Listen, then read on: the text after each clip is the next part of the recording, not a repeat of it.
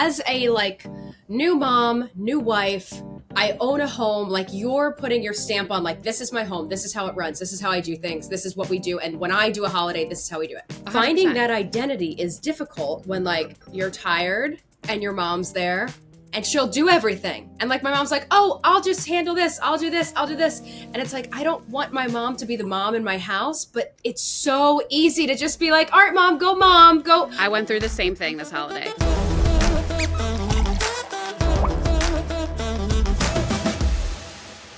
Hello. Hola. Did you get the ick that everybody else has, the itis? I did not. Christmas COVID 2023? Apparently, yeah. I know a few people that got COVID or that have some horrific cough of some sort.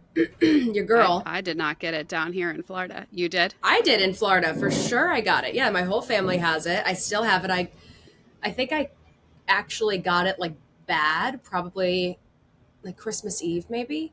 And I still working with it. Yeah, it's just really like gross, mucus, phlegm, like cough. Fever and stuff too, or just mostly cough? I had a low-grade fever for like 2 days, and then just like lots of pressure, headache, and this this gross thing. Yeah, so I'm going to be muting myself a lot during this episode.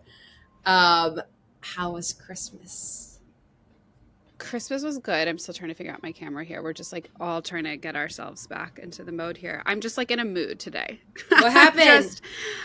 I mean, I had a very interesting 24 hours, I think. But yesterday, I had a great day. Yesterday was like, first day back to reality type of thing. Right. Of course, Sienna's preschool had an in-service day because just add insult to injury after 2 weeks of no school. What does that mean? Is that a fancy thing for saying that like the kids don't go, but the teachers have to go? That's correct. Okay. So, but I had work plans, basically. I volunteer with a hospice organization, and I took over a shift every Tuesday from, a certain time. Which is super important, and they rely on you. Yeah, and it was great to be there. Mark was like, okay, like we'll get a sitter and we'll have them come so you can still go. And I just felt like I also needed that time, like.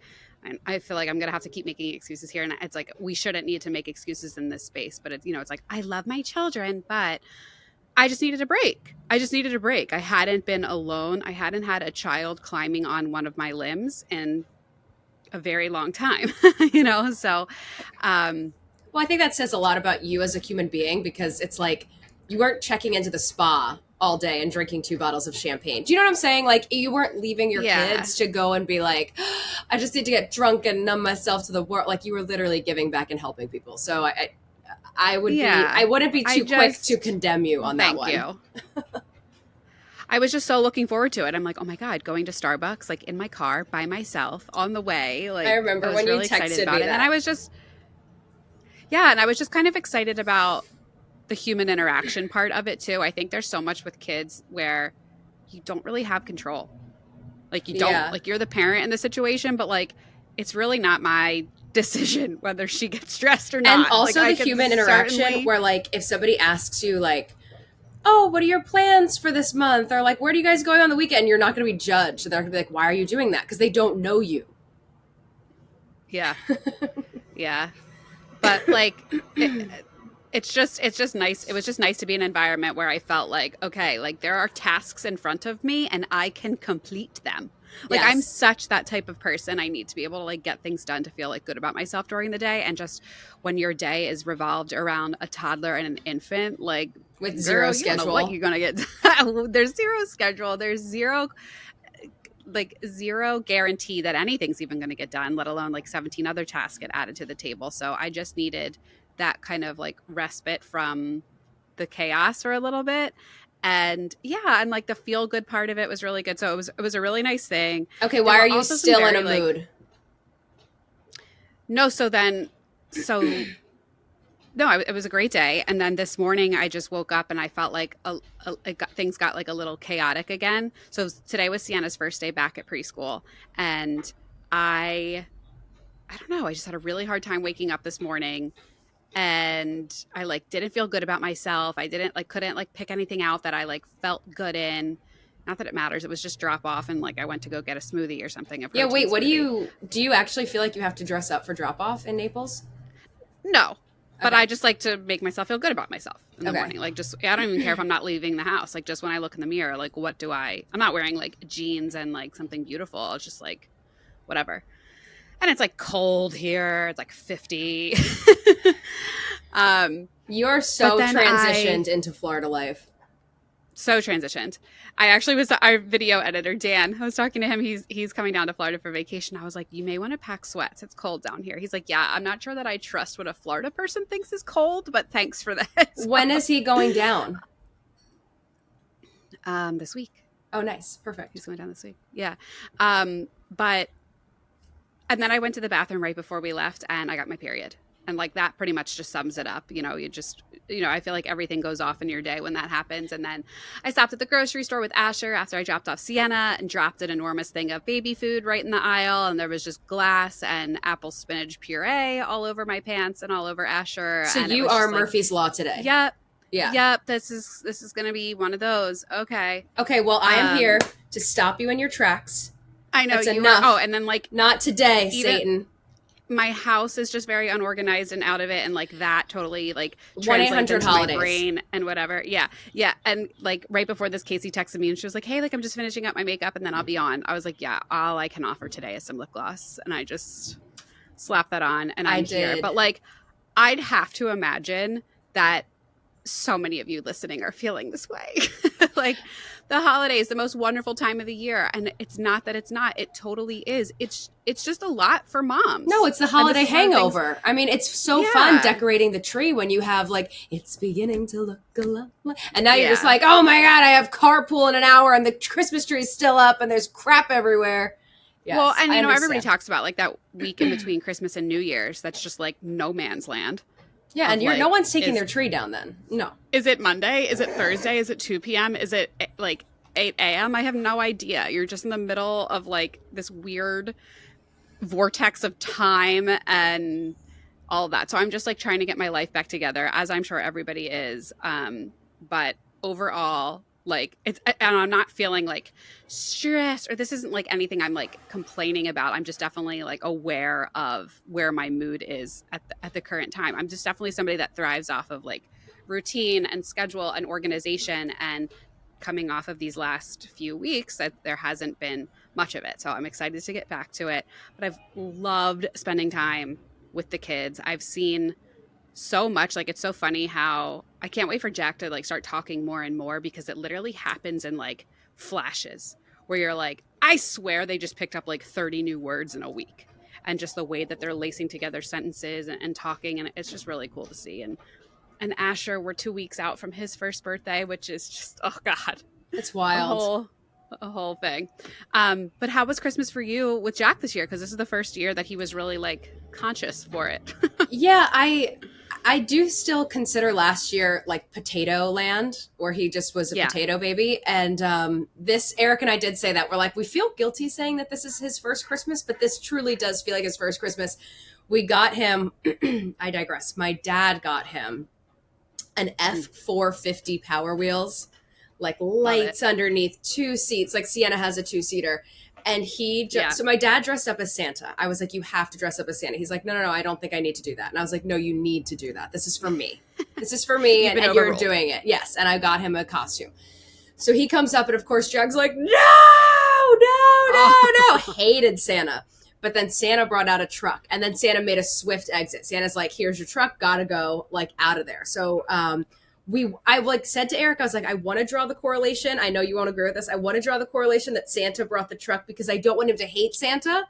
So I wanted to do that. And we also got him other presents. We were in New York a few weeks ago, and we went to FAO Schwartz, which I haven't been there in years. And Eric had like 2 big shopping bags. And I don't know who had more fun, my son or Eric, because they just like ran through, and Jack's like, truck. And Eric's like, yeah. And Jack's like, truck. And like any truck. Like there was like a veterinary van with a horse in the back, and that was still a truck. Oh my gosh. Like he has all these like so many funny things. So we did those little presents, F450. Santa didn't go over too well. Like we were all sick, but it was really nice. And yeah, so Jack woke up the next morning. We put his truck back under the tree. He still is too young. Like next year he'll get it. But I said to Eric, I was like, this year Easter egg hunting will be really fun with Jack. Like he'll finally understand like Easter egg hunting. I love Christmas, but yes, when you have everybody in the house, it's definitely overwhelming. Because I am the type of person that I want everything to go a certain way. Yes. I want to talk hard about this, about expectations beyond, like around holidays and all that, but go ahead. Yeah. And I think what's hard for me is as my mom is the best. She is the absolute best. She is, spoiler alert, we're in Mexico right now. We decided to come to Cabo because I'll go over it all. I was spontaneous for the first time in my life. Our anniversary is on New Year's Eve. I love it. So I know we're switching gears here. Our anniversary is on New Year's Eve, 2-year anniversary. So I'm like, let's have a party. We have this awesome house. Let's have a party, have some of our friends over, blah, blah, get a caterer, get a bartender, flowers, blah, blah, everything. So 2 nights before, we're seeing Dave Chappelle in Florida. And my sister and my husband and my sister went to Alabama. They are on their like second cocktail. And they just get each other. They just are one. And she's like, we should really be going to the Bama game. We should really be going to the Rose Bowl. And Eric's like, yeah, we should. Which is the Rose Bowl in Pasadena, California. Yes, correct. Which is on the day after my anniversary, New Year's Day. And you can't really get to California that easily. We weren't going to do a PJ or anything. That's ridiculous. So they convinced me. I banged the party. Like, caterer, I'll take a credit. Thank you so much. Flowers. No way. Wait, and you had to like uninvite everybody? Yeah, which no one really cared because I could also lean back on like, it's my anniversary. Like, do you know what I mean? So I guess it's like a one level of, it's fine. Wait, so you gave all these people plans for New Year's Eve and then said, actually, never mind? It was actually just like 7 people. I promise it was like 7 people. And they weren't going to, like my friend Sarah was like, oh, we were just going to go to dinner anyway and like keep it chill. So like no one was upset. Everyone's like, yes, this is awesome. So like, great friends. Maybe you're the problem. And then, so we get there, we go, because we have an anniversary party like the following weekend in California. Someone else's anniversary party. Correct. Eric's like lifetime friend that he played baseball with, Mike Moustakis, their 10-year anniversary party. So I'm like, should we fly back? And like, I'm nuts. I'm like, I'll fly back and then I'll repack and like anything to like be able to pack and be able to like have my things. So Eric's like, no, we're going to stay out there. And I was like, okay, well, we lived in Malibu for a few months. Like we've lived in San Diego. Like, what are we going to do in LA? Like all of our friends have lives and kids and school. Like, what are we going to do in LA on a Monday to a Friday? He's like, no, you're right. And I was like, let's go to Cabo. It's like everyone, that's what all those cool kids do. They just like go to Cabo. Have you ever been?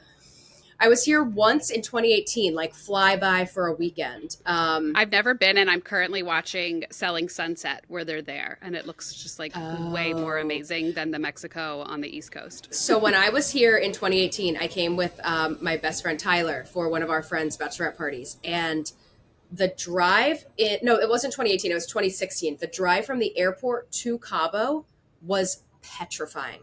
There were no lights. We landed at night, dust. like dust road, like it wasn't coming up on our phones. So now, like being here now with Eric, who speaks Spanish, so I'm like, oh like I'm passenger princess, like I'm good. I do not have to fear. There's lights, like the amount of I guess infrastructure that was built and stores that have come in, like it's crazy. It's night and day. So everything's amazing. They're actually like doing construction right next door. So I'm sorry that it's so loud. And I didn't bring my microphone.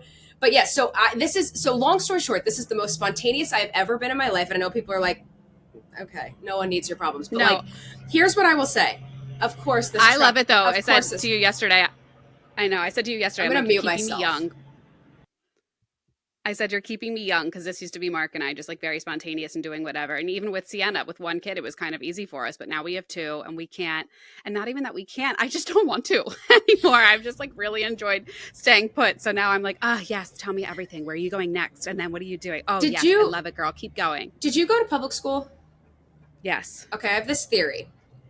Kids who went to public school have an innate natural, God-given ability to put together an outfit quickly, efficiently, and effectively. Oh, that's interesting. And as because you were Catholic school girl, Catholic school your whole life. My decisions were white blouse, yellow blouse, pink blouse because I would push the envelope, or my skirt or khakis, and I never was wearing khakis. So I struggle. This is why I always wear dresses. I struggle with putting together an outfit. So much like easier. I would probably look like Lizzie McGuire on the red carpet, like when they have like a sash and like two shirts on and like things in their hair. Like I would not know what to do with my outfit. So that's why I'm a dress girl. That's actually one of my favorite things is like styling myself. I love putting an outfit together. Like I love being like, okay, how can I take something that seems so simple and kind of like spice it up a little bit? What I struggle with the most is not knowing the itinerary and not knowing what we're doing and like, so if I feel like if I have everything planned out of like what I'm going to need outfits for, I'm golden. But okay, wait. It's so up in the air. Can you and, like, come I up don't know with an what we're outfit? doing. No. Can you come up with an outfit in your mind? Okay, I'll give you an example. Yeah. So I have an anniversary party. I need cocktail attire. I'm then very we're going visual. to Napa. I can see the whole thing. So then we're going to do wine tasting. Can you come up with an outfit without trying it on? And yes, that's the outfit you're married to. Yes. You don't try stuff on before you put them in your suitcase?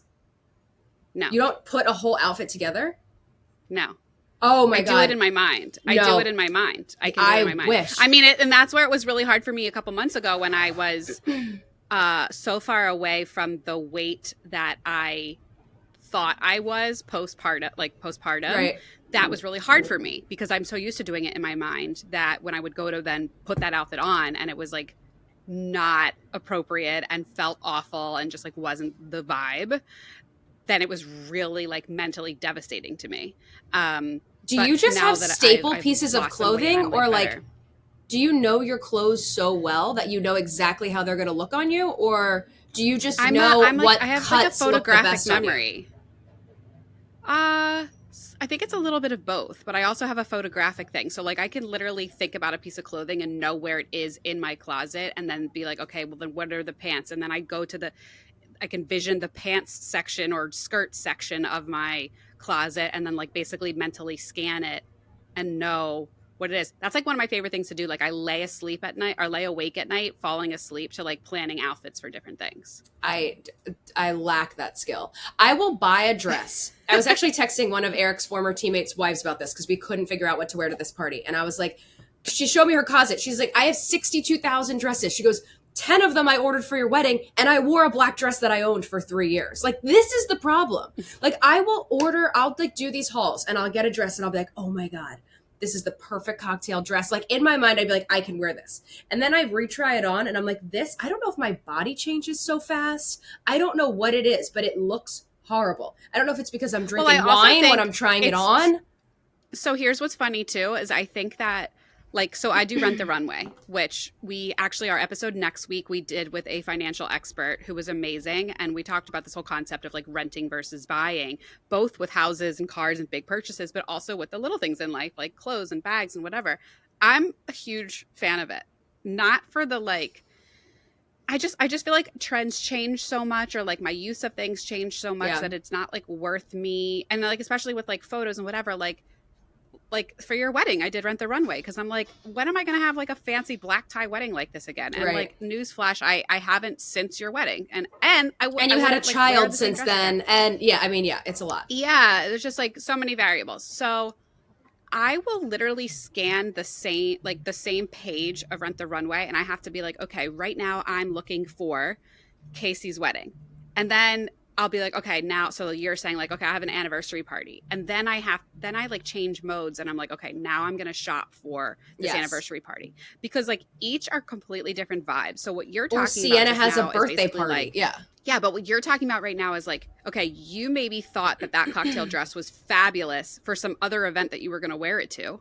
But then when you put it on, it maybe still gave you the same vibe that you would have been for that cocktail party, but now that you're looking at it for a vineyard, it's a completely different vibe. Yeah. Did you understand what I'm saying? Like you think about the people that you're going to be in front of in that dress, and in one group, it may be completely appropriate. And in another group, you're like, wow, this is way too revealing. This doesn't make sense. I shouldn't be wearing this. Like there's so many different things when you consider, but like, yeah, the same dress could be a 10 out of 10 and then like the next time you try it on it's a 3 out of a 10 because of like how it applies Yeah. to that event. Well, somehow I always end up with 3 out of 10 dresses in the closet when I need something, and then I have to panic order. And I don't know. Long story short, I'm not good at it. I am not good at it. So I wanted to fly from California back to Florida to figure out my outfit so that I had time to try everything on. I had 24 hours to figure out outfits for 4 different like areas, or like 4 different things and 4 different climates. Like we were in LA for 2 days for the game. Obviously that's one type of outfit. Then we're in Cabo for 3 days. That's where it's good, when it's like, this is a very set type of wardrobe. Right, but I wasn't prepared. And then I needed Cabo clothes, and then I needed anniversary party clothes, and then I need like cold, rainy Napa clothes for wine tasting. So I have like jackets and bathing suits. I literally have a fur coat and a bathing suit in my That's bag. where I thrive. When there's less amount of time. I'm a journalist at heart. I can't do things if I get too much time to think about it. If I need to be like up against the gun. When it comes to outfits, though, and I don't like my body, that's the problem. I'm not like good with my body. Yeah. It's so hard when you don't know your body enough yet, because you're still in this postpartum phase and you're still figuring things out. And no, I'm not in the postpartum phase. You are though, but and then you are from the miscarriage. That's true. You know, I mean, like your body, whether you like it or not, already started changing and already started preparing to have a baby. So your body is still changing. But you started all of this by saying that your mom is amazing because... Oh, my mom is amazing. Jack. My mom is amazing. So she's watching Jax. We're gone for 10 days. All Eric and I talk about is, Jack would love this. Oh my God, Jack. If Jack was here right now, he'd be over there on that lawn playing with those kids. Oh my God. But we were both traveling. But if Jack were there, you'd be like, we should have left him at home. We should have left him with my mom. Eric literally said, he's like, the 6-hour flight out. He's like, I got to just watch movies. And then we had like a 2.5-hour flight here. He's like, I just watched my iPad and had like cocktails. Yeah. Like this is unbelievable. And that is what I will say. And I think I said it on the podcast. I'm not sure if I did, but I told my family, if somebody said, is there anything you miss from before children? The only thing I miss, nothing else besides drinking on a plane. I love drinking on a plane. I love when I sit in my seat and they say, can I get you anything? And I say, I would love a mimosa. I would love a mimosa. Mm-hmm. That's my favorite thing. It's my favorite thing. It's so fun. My answer to that question, I think, is like purely relaxing without a guilt, I think. Because like it's like no matter how relaxed I am, no matter how lovely that lounge chair is and whatever, you know, Mark and I are going to Turks and Caicos in a few weeks, and I'm already preparing for the like solo. Yeah, and that's like I'm not going to be able to just be because of what you just said. That you're like, oh, the kids would love this. Oh my God, Sienna would love this pool, or oh, this would be so fun if Asher was like crawling around here. Like you can't just be. Do you want me to help you with that? I think that like solitude. I have what you're looking for. Is it recreational? as she holds up champagne and orange juice. Mind you, it's 9:30 in Mexico. Get it, girl. Love it. I have one thing. She's that really on vacay, folks. One thing that really grinds my gears, okay? Mimosa glasses, champagne glasses. This, why? In the eyes of a millennial, I was terrible at taking shots. Like whatever you have to do to like do a shot. Up a flute. I have a champagne flute. So in college, like when we were like doing shots, I would put the whole shot in my mouth and then swallow it. Like I couldn't do a shot. There's just something wrong with me. Oh, that's terrible. Yeah. And this is counterintuitive because champagne is bubbly. So you shouldn't be able to just like whip it back. I can throw back mimosas like nobody's business. Like I really do think I could outdrink anyone if it was just mimosas. Like it's the best. I agree. It's the best. It's a great buzz. Why don't you give us mimosas in a wine glass? That is grinds my gears of the day. I like a coupe. Okay. I think that's a much better like sipping type of thing. What is that? A coupe? Yeah. Like the one like this? Coupe. It's like the wide. It's like a spread out one. Yes, like this. So she puts her it's the Leonardo DiCaprio. It's the the Great Gatsby cup. Yes. See, if those aren't deep enough, there's a lot of room for failure. A lot of room for spillage. Yeah, that's true. That's true. It's like a But martini I glass. I do really don't like them. I don't understand a martini glass. Um, woo! I think that sound is a perfect segue to get into some of the things we wanted to hit today. Oh, wait, Number let me go one, back to my mom when you're done. oh, okay. No, it's hard. Here, I'll do it very quickly. Well, I think what you were going to say is one of the things that I wanted to talk about. So let's wrap it all into that. So Okay, I go think ahead. it's this whole thing. Are you talking about like the magic of the holiday No. and how that kind of all happens now? No. That your mom is good at that? No. Okay. No. Never mind. Go ahead. Okay, so just quickly. So as a like new mom, new wife, I own a home, like you're putting your stamp on like this is my home, this is how it runs, this is how I do things, this is what we do, and when I do a holiday, this is how we do it.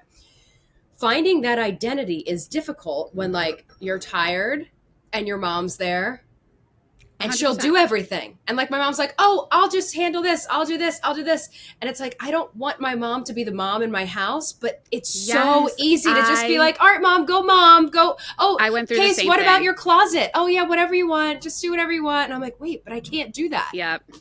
I went through the same thing this holiday. So that's what I was saying in that like because they're the best. They're the best. There is this. I very much was heavy on me. It was very heavy on me this holiday that we are in this transition phase of our entire life. We have been the recipient of the magic of the holiday. Yes, and we have now turned into the creator of the magic of the holiday. Game maker and of whether Christmas. Right.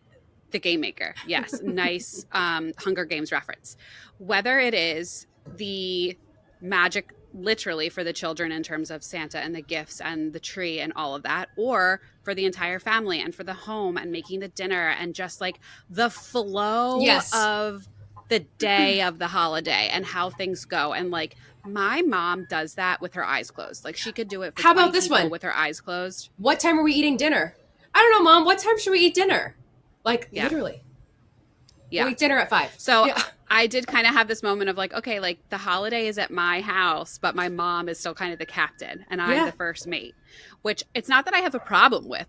She's certainly better at it than I am, but it was kind of just weighing on me of like, wait, I thought I was a grown up. I thought I was an adult, but like, I still don't actually think I'm capable of this. Go deeper on that. Why do you think that?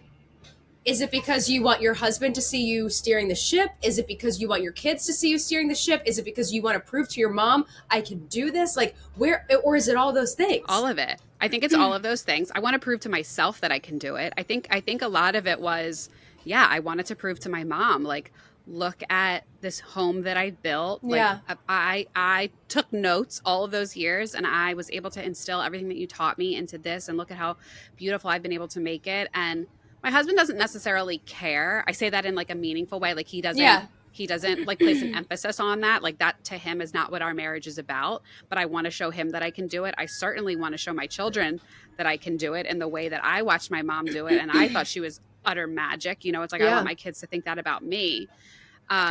So, I posted a reel on Christmas Eve about it, about how like all of a sudden I felt so overwhelmed with like, did I do enough? Did I do enough for this dinner? Did I do enough for the kids? Did I do an? And I realized that like the responsibility of the holiday and the memories that my children will have like literally lays in my hands, and it was like terrifying. Okay, but you did enough. You did plenty. But here's what I'm going to say. So look at it as a big picture. You've built this beautiful home. You've built this beautiful life. You're building this beautiful family. Your mom is never going to think that you didn't do enough. Like your mom is so proud of you. And I think of it this way. So my grandmother is a force, my. She hosted Christmas Eve every single year, did all the cooking until maybe like the past like 5 or 10 years, we've started transitioning it to my Aunt Lorna's, my Aunt Monica's, or I would host it. And I think the thing is that brings them so much joy. And if it's at your house or my house, like to still let my take the reins and to still let her like be the peacock and say what time dinner is and do like I want to give them that gift because like someday you will be by yourself. But that's someday like what they do in life. That's what they know how to do, and they need to be able to do that. But that's okay. And someday our moms won't be here. Yeah. And we'll say, I wish my mom was here to tell me what time to eat dinner. Why am I getting so sad? Because it is a sad thought, you know, and there are probably other listeners right now that are sobbing their eyes out because their mom isn't here. And, you know, that's something that I deal with. My dad isn't here. And that is something that happens at Christmas for me. And it's just, I think there's that element of it too, of like how perfect and beautiful these holidays are. And you want to capture that specialness in Yeah. that moment, because what if it's not that way the next year? Yeah. Yeah. And I That's think definitely something I struggle with. if your mom wants to be the boss, let her be the boss and go play with your kids. You know, just I think it's like, don't put so much pressure on yourself, because I feel it too. And it's like, just everyone do their own thing. Everyone do what you want to do, and everyone, no expectations. Everyone just good vibes. No, my mom actually wrote me a really special card and was like, she said something in it along the lines of like, you're the best version of you that I've seen in recent years or something. And like, that meant so much to me, because really at the end of the day, like, I just want to make her proud. You know, I just want to show her, because I think so much of it is like what she's passed down to me, and I'm so grateful for it. And I think my way of saying thank you is to show her that I'm like using those skills, or that I, you know, am capable and listened and have transformed it into now my own family. Right.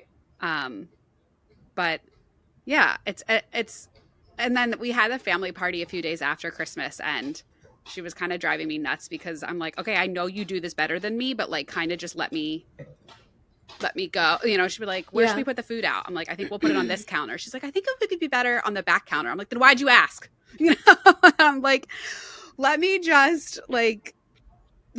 But I snap into the mode, and my mom and I will go at each other, and I feel so badly for it. But yes, it does go back to that. I'm like, if you want to do something, just do it. Like, if you want something done a certain way, do it. I appreciate you, but I just like, just if you think it's better that way, do it. Yeah. So I think this is the one topic I wanted to talk about, was the mom guilt, basically, around the magic of the holiday. The other thing I want to talk about is expectations. So I see this with like, okay, let's go back for a second. Let's go back to being like young 20s dating. And do you ever remember you have a date scheduled? You're all excited for it. You have like this rose-colored glass fantasy of what it's going to be like, and then you get on the date and it's just not. It's not that. It's a flop. I have Steven Spielberg syndrome, where I plan an entire event. It plays out in my mind. And my dad actually has said that, because my grandmother does it, my mom does it, I do it, my sister does it. And he says, life is not a movie. And if you think that it has to go according to a perfect script, and Eric even says that to me too. I'm like, well, don't you love me? And he's like, I told you I loved you 47 times. And I'm like, but now the fireworks are going off and they just poured the champagne. Right. He's like, you didn't say it at the minute in the way. You didn't grab my face. This isn't the Notebook. Yeah. And that's what you have to, yes. Don't have unrealistic expectations. And it's very hard to balance those two things. Unrealistic expectations and am I being walked all over? Very fine line. I guess I had this expectation, or I had this desire for, you know, my daughter was going to wear the Christmas skirt I had picked out for her. She was going to let me do her hair in the way that I wanted it. She was going to hold my hand as we walked into Christmas dinner. She was going to be so well behaved. We were going to get beautiful photos that I was going to treasure forever, you know, and sometimes it's just not that way. Like sometimes and I think it's hard, even like when we were on vacation with Mark's family before Christmas, and I'm like, oh, I want to get these beautiful pictures to remember this vacation by. I don't even know if I think we maybe got one picture of the four of us all together, and like neither of the kids are looking, like, type of thing. Do you have a camera? Are you a camera mom? No, I just use my iPhone. Okay, so I have a camera. There are camera moms. My mom was a camera mom. She was. I think all of our mom's generation were. Yeah. She stayed strapped, like the Rambo with the Rambo belt with extra film. Like she was like ready to go, like ready to roll. I love that. And isn't that amazing that you have that stuff to look back on? Yes, but it's on like pictures in a huge Tupperware about this big in the hall closet that we have to go through. I have a beautiful camera, get that organized, but you have to like lug it around. And it's another thing when you have kids to lug it around. So yes, it's easier to use your iPhone. I will say, I think one parent needs to be the picture taker. Like Eric has transformed into the portrait man. I designated Mark that man on Christmas morning. I was like, listen, I really want to be present for this. And I'm going to need you to just step it. I don't even want to be near my phone. I didn't even like touch my phone Christmas Day. And tell me what happened. He did a great job. He got a lot of cute videos, a lot of cute pictures. It was great. And it was just nice that I didn't feel like I was living the morning behind a lens, that I was actually there, really present. And I was proud of myself. And I think my therapist would be proud that I like acknowledged that feeling that I was having. Like I was having anxiety over taking photos, but also being present. And that I kind of like said to him, like, hey, I need you to, you're my backup generator. Like, this is an area that I'm going to need you to help. I was also feeling a lot, just like about my dad, that we talked about, and like Christmas and my dad was like a big thing. And I was like, I already feel like I'm teetering.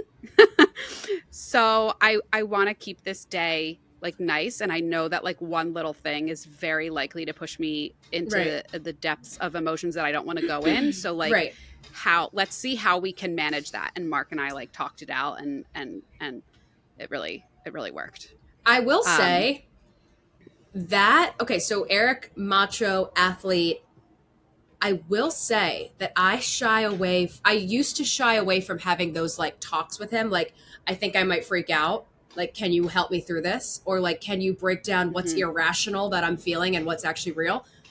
Men are so good at that. If you present it to them before it happens. The opportunity. But I am just like, I am so passive aggressive, and that like I used to be like, I'm fine, I've got it. And then he's like, there's something wrong with you. And I'm like, no, I'm fine. Like, they know. Listen, no one knows you better than this person. You've committed your life. You've stood up in front of hundreds of people and said, this is my person. You guys have spent hours and hours dissecting your relationships and your personalities to see why you are compatible to spend your life together. Yes. He notices things about you that you don't even know about you. And you think that you think that you deserve an Emmy. Like, you think that you are selling it, and you're not. Yeah. I mean, I think that's one of the strongest things about Mark and I's relationship. And I would encourage anyone in their relationship to try to do this, to just lean in on your vulnerabilities with each other and say like, something's off. I'm not feeling good. What are you seeing that I'm not seeing? How can we work through this together? And like you said, if you can catch it before it's like crazy town and that you break down, because then I think that puts them in like defense mode, and it's hard to if they're driving to church and the kids are screaming in the back and you're like, I think there's something wrong with me. They're like, chill. And I also see this like enormous amount of appreciation that Mark will have to say like, thank you for trusting me with this, almost, instead of just like seeing me as the bad guy for no reason. Like, he always says that to me, like, I'm on your team. Yeah. I'm on your team. I'm not here to be the villain to you. Like, I want to help you more than anything, so that like when I do come to him and say those things, and like, man, he really took it on, and really helped me that day. But maybe it's caveman stuff. Like, maybe it goes back to like, men want to fix things, and if you give them a problem, they're like, I got you. And it's like locker room stuff. They're like, yeah, like I don't know. It's like, I don't know. I don't know what goes on in the locker room, but I'm sure it's that kind of stuff. I don't think they say, I think I'm having sad feelings today, but I think it's that pump up, that need to like lift somebody up. Yeah, I think you're right. I think, they do want to, right, at the end of the day, the caveman thing, like they want to feel like they're the provider for their wife. And if they can provide that emotional stability or help, us in that moment, like maybe that is what it is. So traveling with family, I want to hit on, because I'm sure there are a lot of people that did that over the holidays. Do you mean extended family? Do you mean like extended family? Yeah. Extended family. A lot of friends and I traveled the same week, and we're away like that week before Christmas and or New Year's, and we're all texting each other by like day 4, like, okay. I was texting you. You ready? I was like, are you expired? And you were like, hell no. And then you sent me all these awesome photos. Oh my God, I love it.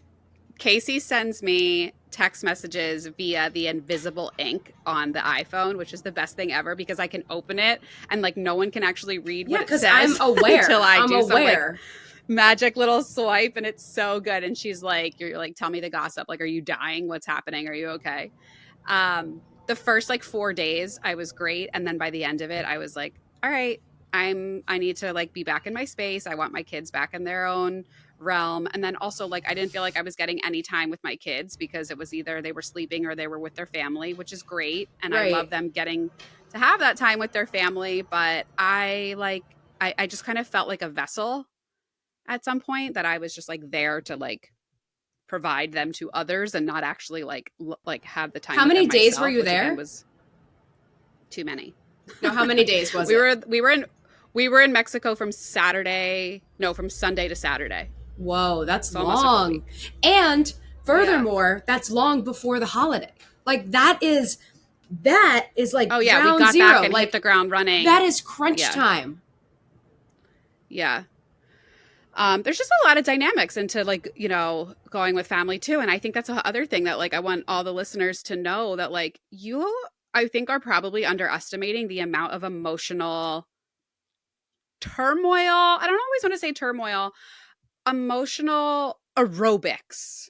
Let's put it this way. The emotional aerobics that you just did over this holiday. Well, how many people did you travel with? 16. That's a lot of people.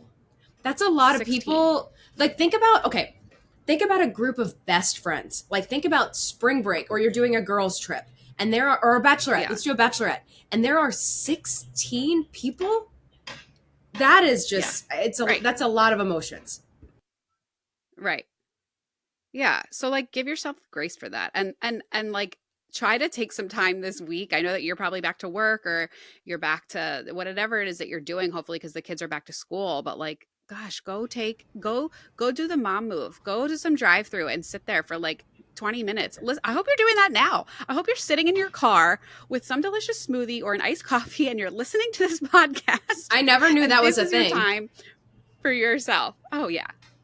Actually, no, that's not true, because when Jack was born and I was talking to my therapist, I would go to the food store and I would talk to her on the phone in the car in the parking lot, and then I'd go into the food store because the food store is very therapeutic for me. I will spend 2 hours going up and down those aisles, reading labels, and just it's very calming.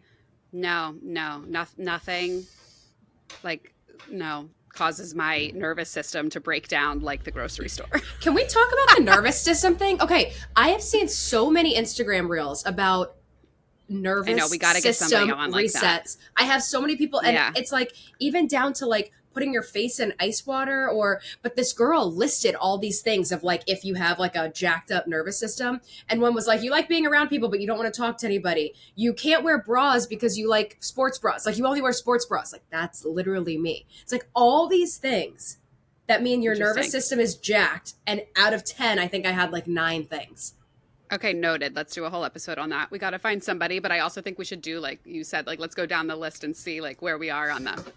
I'm going to find it. I'm going to find it right now, and I'm going to go through it. So you go to the next topic, and I'm going to find that.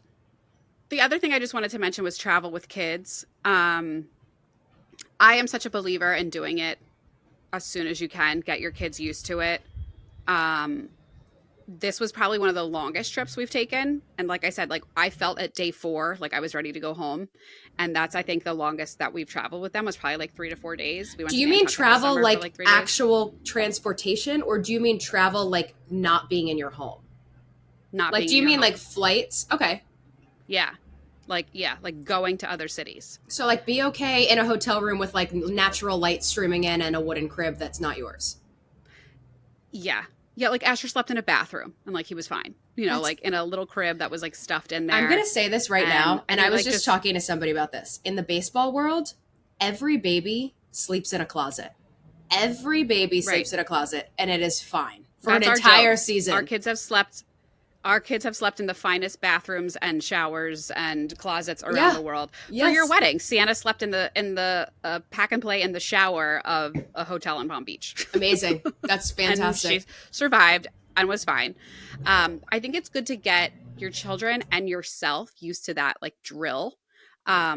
like I wasn't stressed about it because I was like, okay, like I know the things that are going to be helpful. I know the things that I need. I just want to make this as like organized and efficient as possible. And then that's where I felt like by day 4, there was like a little bit of a breakdown because like things kind of started to get misplaced around the hotel room, or I didn't feel as organized, and that started to like permeate through in the way that I was feeling about The the bottles trip. aren't getting cleaned. Yes, there's like a lot of Yeah. layers.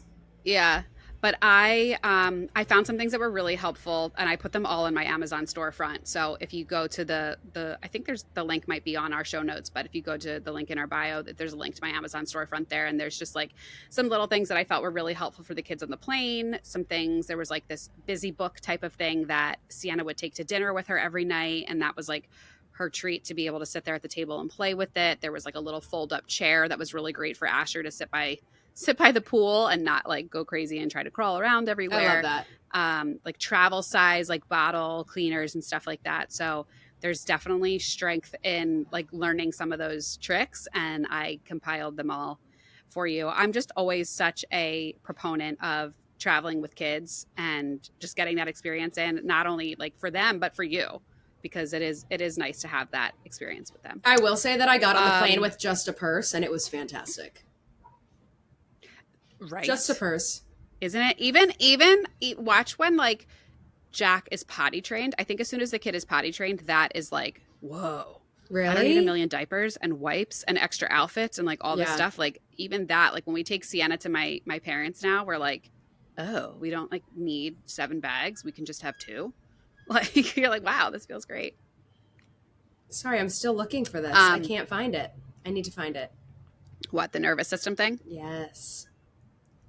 There's like 10 things. The last thing I wanted to talk about is, I think I've mentioned it on this podcast before. I forget how it even really came into my purview, but this book called Fair Play.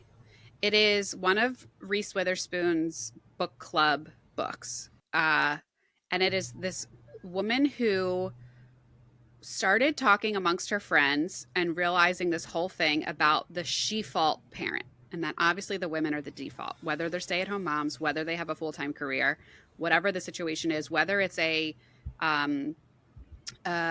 mixed culture, mixed sexuality type. I mean, she went over like all types of situations for parenthood, and this is what she was consistently finding. And she started to kind of dissect it. Like, why is it this way? And why do women feel the way they do? I feel it's very important to note that it is not a husband bashing or father bashing book. It's not like men don't do anything. It's like, no, women are innately trained to feel the need to do it. And here's how things get through the cracks. And here's why things are the way they are. And even when the dad thinks that they're doing everything. So like this one example that stuck out to me was like when I asked fathers what they were doing, and I had a parent that said to me like, oh, I do all the dinners. I take on the dinners for the family. And she goes, oh, so you do the grocery list? And he goes, no, my wife does that. And she goes, oh, so you do the meal planning and then she buys it? And he goes, no, my wife does that. And he goes, she's like, okay, so you're not doing the dinners. Like maybe you're cooking them, but there's still several other steps around that. There's 14 steps that you missed. Yeah. Yes. Yeah. So she had this whole thing about like really a task is this idea of CPE. So it's conception, planning, and execution. And if you look at all the tasks that are done between you and your partner, how many of them are each of you really in charge of all of that? Well, because everything you do, you have to times it by 3. Yeah. Like going on a trip to Mexico is a 3-part series. So it's like sometimes in order to be, you know, and again, the thing isn't necessarily about like, how do we be fair? And how do you, like, she has this thing where you like write out cards of like the tasks in your home. And she's like, I'm not saying it needs to be split down the middle. Right. I'm saying it should be split in a way that is most efficient for the family. And I just thought that was fascinating. That basically like, if you're gonna do a task, do it from beginning to end. So then that gives the other partner time to focus on another path instead of like you guys being half in one, half out of the other. Wait, did you start this or am I finishing it or did you do this? So I'm only halfway through the book, but this was interesting. That was the first time I picked up a real book in years when we were on vacation, and I was just upstairs when Asher was sleeping, and there was no, other thing for me to have to do around the home. But I'm really Okay. I really am interested in this. Go ahead. Okay. How many things in your world could you turn all 3 steps over to your husband and still keep a sane, rational, calm persona and not even think about it? So here's where this was good too. I know, without even having to read this book, that Mark and I are certainly on the more liberal end of the spectrum. My husband does a lot. I know that. I am a raging perfectionist. So is it done to my standards? No. But this helped me reset my mind a little bit and be like, oh, wow. Okay. So like some men are really not even doing anything, or like it kind of gave you like, oh, you're a traditionalist or you're a modern, blah, blah, blah. There was like kind of like names to how some of the setups might be. So it did let me see that. And then it kind of, right, there were things to your point of like, okay, well, what could I hand over to him? And there's something like, but he wouldn't do that, right? Oh, but no, but there would be a lot of training required for me to like hand this task over to and like, yeah, some of that's on me. But I think if it was like, okay, this is the division that we agreed upon, or this is like how it needs to go again for the efficiency of the family, maybe it would be better. It's hard. I don't know. It's hard to change dynamics that have really been that way from the beginning. I mean, it's. I think there was also something really good. I remember feeling this way when I was reading. It goes in very much to like the brain and like why the brain thinks a certain way, why women conceptualize her. And I mean, she like interviewed hundreds of women and she has like excerpts from all of her studies, and just to like see and read other women that think and feel the exact same way, or to just like put words to feelings that you have that you've never even kind of like, put your own words to. Well, that's why I think really social media is so great now, because so many people are like, wait, that's me. Agree. Yeah. I mean, I hope, any women that are sitting here listening to this podcast thinking like, wow, Gianna and Kacie really just like hit on things that I didn't realize that I felt. But I remember thinking that when I read a couple books in my early grief, being like, oh, like just like a weight being lifted and thinking like, oh, okay, I'm not super crazy, or this is okay, or there are other people that feel this way. So, and Mark and I had a really good conversation about it the other day too. And I don't know. I just really recommend it. So we'll put the link in the show notes for that book. I also want to know from the listeners, like, what are other books that you want us to kind of dissect from the motherhood perspective too? Because I would love to do that a little bit more on this show. Going back to your point of things that we say resonating with people.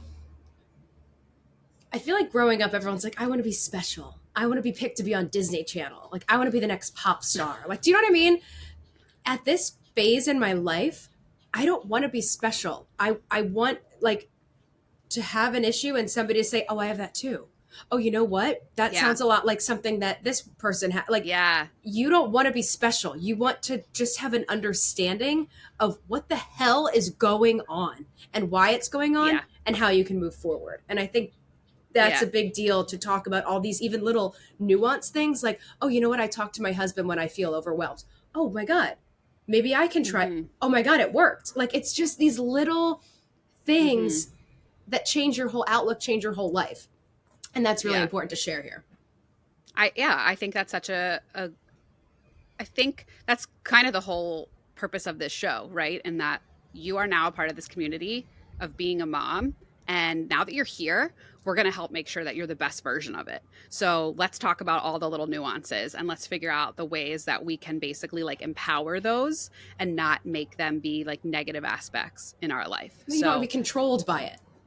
Yeah. You want to control a great way to sum up this episode and to say Mother Up is back, baby. Mama is back. Thanks for bearing with us during the vacation that we had during the holidays.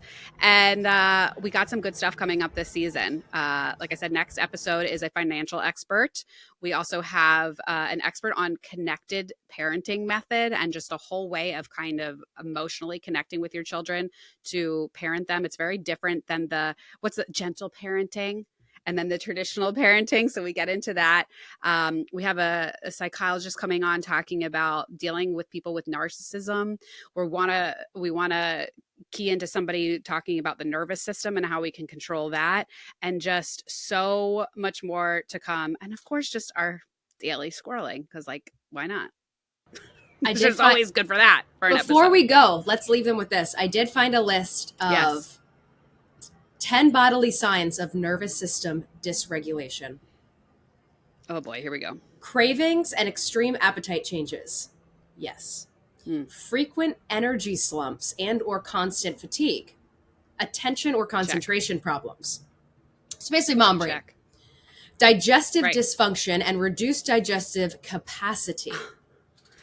Ding, ding, ding, ding, ding, ding, ding. Hormone dysfunction. Have I not been like complaining of that this whole season? Dude, premenstrual symptoms, ding, ding, hot ding. flushes, night Ding, ding, sweats, ding, ding, weight ding. gain, anxiety or anxious, worried thoughts or frustration. Is this just if you're a mom? Raise your hand. Feeling constantly overwhelmed or on edge. Trouble falling asleep. Mood swings. Low immune system. Body aches, chronic pain, soreness. My face right now. Okay, so now that you just dropped these bombs on all of us, like what's the way to fix it, Kacie? So this is from an Australian article, and the first thing says quit coffee. Oh, sure. As I'm sitting here downing it. Is the second thing listen to the Mother Up podcast? It is. I think that should be. Actually, the next 5 things are listen to the Mother Up podcast. Now you know. We're on that. We're gonna get listen to the Mother Up podcast. Follow the Mother Up Instagram. Follow the Mother Up YouTube. All the videos are starting to get uploaded there. So if you like seeing these red puffy faces, you'll be able to see us there. Anyway, we're glad to be back. We love you. We miss you. And looking forward to another fun season. That's why we wear the headphones. They give us cheekbones.